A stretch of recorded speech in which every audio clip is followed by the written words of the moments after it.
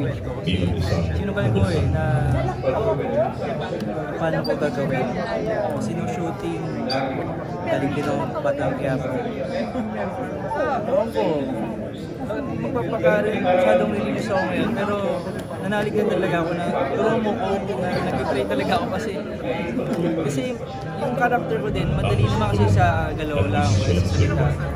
Pero yung pagod din, kasi after shooting din ako, kasi follow na paisip na lang ako na baka sa hospital na ako dumiretso kasi ang pagod talaga, ligo na lang ako sa bahay tapos taping. Saan yung shoot nyo? Nueva Ecija. So, kamusta? Parang na-curious ko masyado dun sa naiyak ka dahil sobrang dami ng dura. I mean, di ba? Oo, naging highlight rin. Pero, di ba?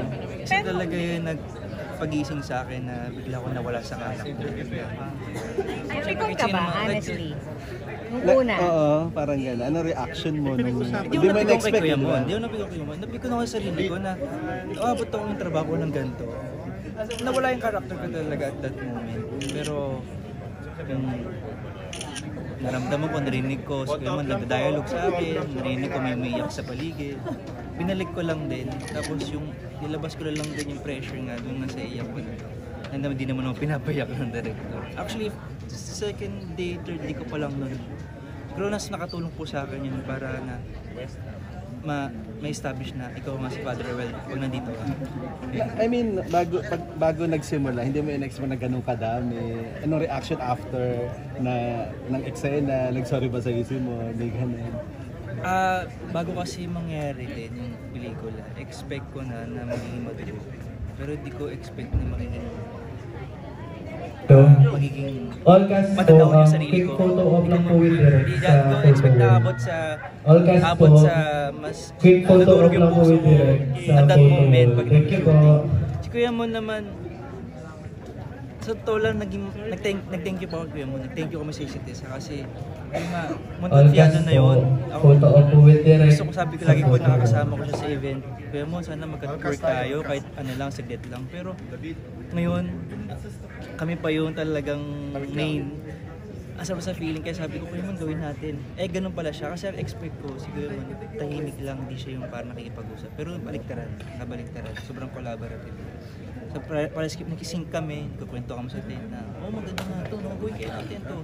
Ay, pwede mong gawin ito, okay lang ba sa'yo? Sabi ko, sobrang collaborative namin, kaya binuhos namin.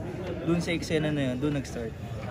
Picture daw muna. Sorry, cut ko Putulin muna namin. Photo muna po. Picture muna kayo. Priorities.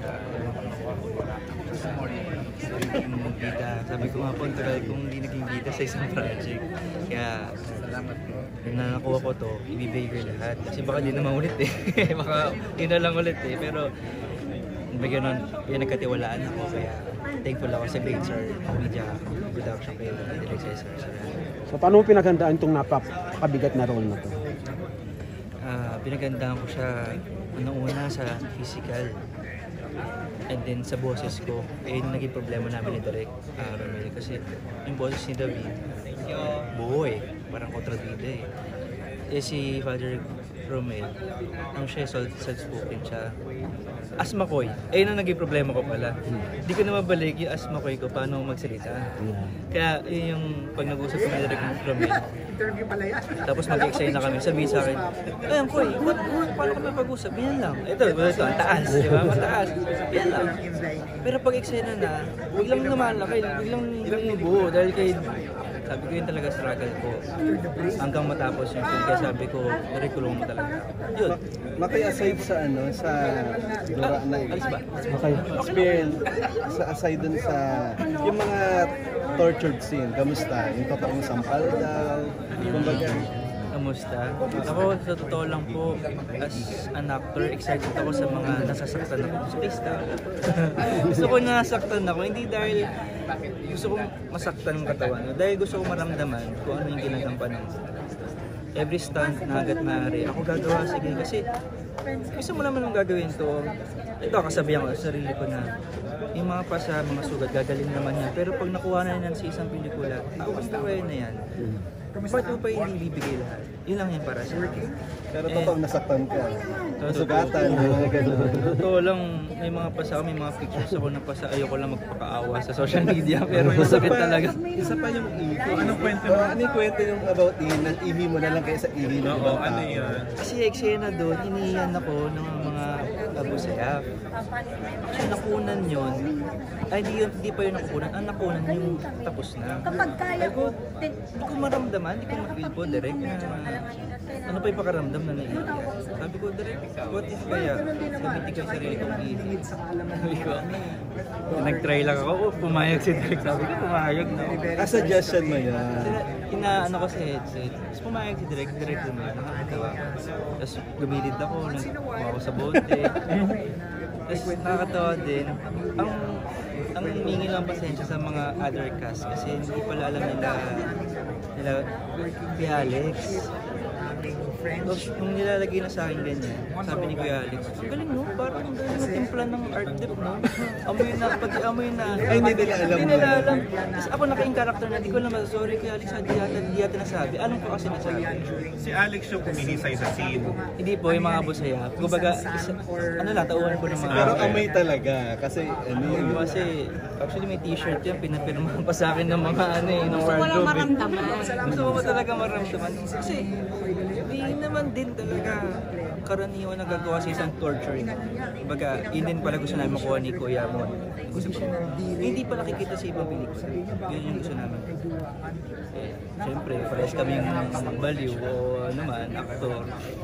Na doon nag-come up yung sa akin. Pinakamasakit na eksena, yung torture na ginawa sa'yo na talagang nasaktan ka. May sampal din. Dalawa yun eh, si Kuya Mon tsaka si Kuya JC. Kay Kuya Mon yung ganito, yung sampal. Tsaka si Kuya Mon, huwag kang mag-hesitate. Okay lang sa akin, doon natin. Tapos yung sa ipin, gagawin yung ipin. Sabi sa akin, alaya mo ng katawan. Pero gagawin talaga yun. Sige, Kuya Mon, hindi mo, susuka nga ako. Si Kuya JC naman, meron kami eksena na nakaganon ako sa, parang Jesus Christ, ganyan, nakaano sa kahoy. Tinutulak niya ako kasi nakatali. Kasi lahat to nakatali. And then hubara niya ako, sugatan niya ako ganyan. Doon, yung masakit sa akin doon, ang dami kasing shot. Nakadapal ako the whole time sa stage kasi hindi ko pwedeng gumalaw, maiiba yung posisyon sa pag-technique. Kaya after nun, halos nagdudugo na yung kamay ko. Sobrang ipit ng tali. Kasi kahit nadayain, umiipit. Eh, nabaran ako doon. Yun yung mahirap din. Papayat ako. Puyat na nga ako. Papayat pa ako. Mahirap. So nag-workout ka rin? Hindi nga po nag-workout. Tuyo ako talaga sa pinakamakakaya ko. Sabi ko nga kanina, baka hospital na ako didiretso na ito kasi hindi pa ako makain. Awa ng Diyos talaga. Nagkapano ko naman na maayos. Nakita naman sa film na. Kasi ilang buwan kang mabdak, hindi ka pwede maging chubby nun eh. Kailangan tuyo ka nun, alam nga naman chubby ka dun, o kaya may naman. Yun lang, yun din niya mahirap. Mga indot ng bagay. Ito yung mga kay JC tsaka yun. Ano mas madali sa'yo? Maging masama na David o maging mabuti na Father Rowan? Na tinotorture. Oo nga, no? Saan ka mas nadadalian? Mas nadalian ako ngayon sa pagiging masama. Kasi almost 2 years akong naging kontrabida until now. Kaya mahirap sa akin yung pakabait naman. Kasi sa isang pagpagseryoso ng camera, at yung matatak na talaga daw sa akin. Mas pag-inig na pala ako, mukhang mas umabot nga sa point na pati yung kilay ko tumutusok siya kasi ginagano mo talaga siya eh, para hindi siya mukhang kontrabida. Lahat yung ginawa ko para mukhang mabait. Then at the same time, yung my bosses, mahirap po maging magpakabait. Pagpapait naman natin totoo sa buhay. Sa totoong buhay, sa kanino ka mas nakaka-relate? Siguro naman dun sa mabuti, no? Sa mabait na... Oo naman, grabe naman yan. Siyempre sa mabuti. Sabi ko nga din na lagi ko na-realize nung bata ko. Sobrang religious ko sa nag-aaral ako sa Tondo, linggo-linggo ako, nakikita ko pare. Dati nangarap din ako maging pare. Yun lang din, binalik ko lang din yung time na yun na yung faith na yun, pinatibay ko lang, the same time ginamit ko sa sa gusto kong ginagawa, which is yung acting. Yun lang, masarap lang sa feeling ng ganun. Last na lang, kamusta ka naman din, father? Ano ko, yan na, ang galang.